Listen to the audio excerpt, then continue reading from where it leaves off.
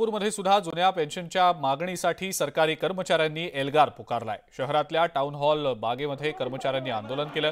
एकच मिशन जुनी पेन्शन अशा टोप्या घालत हे आंदोलन करण्यात आलं।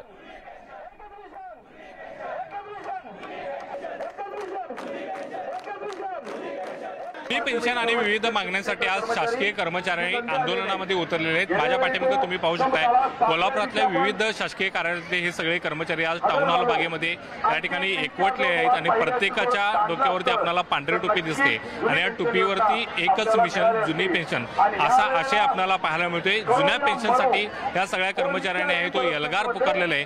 मात्र वारंवार निवेदन आंदोलन करून सुद्धा सरकारला जाग आलेली नाही। त्यामुळे पुन्हा एकदा या सगळे कर्मचारी आता आंदोलनात उतरले असून सरकारला जागे करण्याचा प्रयत्न आहे तो होताना पाहायला मिळते। आपल्यासोबत हे कर्मचारी संघटनेचे काही पदाधिकारी आहेत, त्यांच्याकडून जाणूया काय सांगाल। वारंवार आंदोलनं झाली, निवेदनं झाली, मात्र सरकारला अद्याप जाग येत नाही। सरकारला दोन आम्ही सहकुटुंब मोर्चे काढले आणि 20 मार्चला जे आम्हाला आश्वासन दिलं होतं मुख्यमंत्र्यांनी त्याची आठवण करून दिली।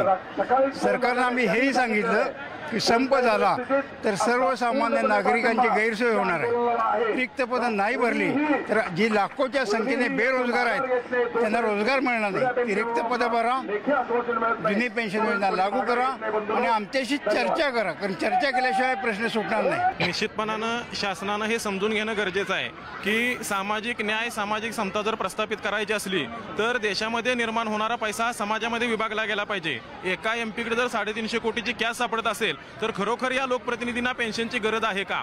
हा जो नवनियुक्त शासकीय कर्मचारी आहे हा शेतकरी, कष्टकरी, कामगाराचा मुलगा आहे, सामान्य घरातून आलेला आहे। याच्या भविष्याची तजवीज म्हणून आम्हाला जुनी पेन्शन हवी आहे। 17 लाख कर्मचाऱ्यांनी 100% संप यशस्वी केलेला होता। त्यानंतर विधान परिषदेचे गटनेते सतेज पाटील आणि 6 आमदारांनी आम्हाला पाठिंबा देऊन न भूतो न भविष्यते असा मोर्चा केला होता आणि महाराष्ट्रामध्ये सगळीकडे मोर्चे सुरू झाले होते। केवळ आणि केवळ एकच मागणी, ती म्हणजे सर्वांना जुनी पेन्शन योजना लागू झाली पाहिजे। तरी सुद्धा ह्या शासनानं वारंवार इशारे देऊन सुद्धा दखल घेतली। Video journalist Sandeep Patil, Dnyaneshwar Salunkhe, news 18 Lokmat, Kolhapur.